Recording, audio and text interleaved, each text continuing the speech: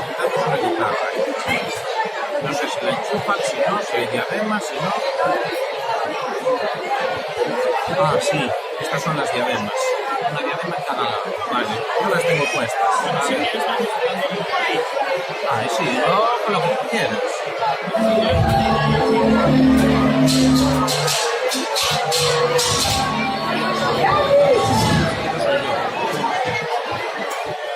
Ahora sí, ahora que tengo mucho cuidado.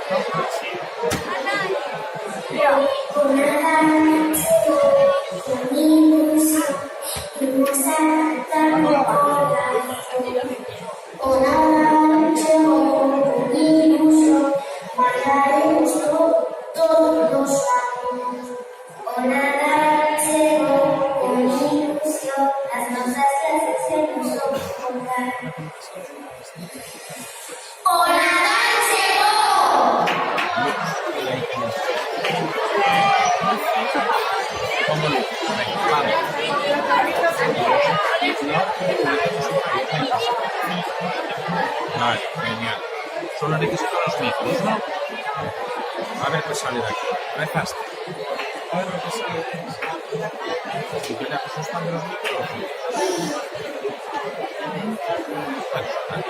Los dedos están súper pequeños. Si quieres. A ver, voy a ponerlos. A ver si no se mueve nadie. Nada, los niños no se van a ver qué hacer. Los instrumentos, pero con una diferencia de la vida. Es lo que tienes aquí. De los micrófonos.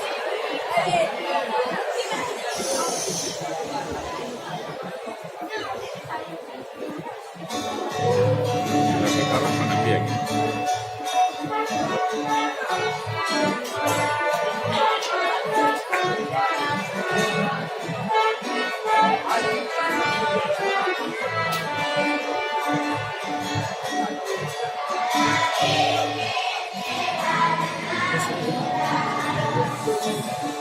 Les oye mucho las guitarras.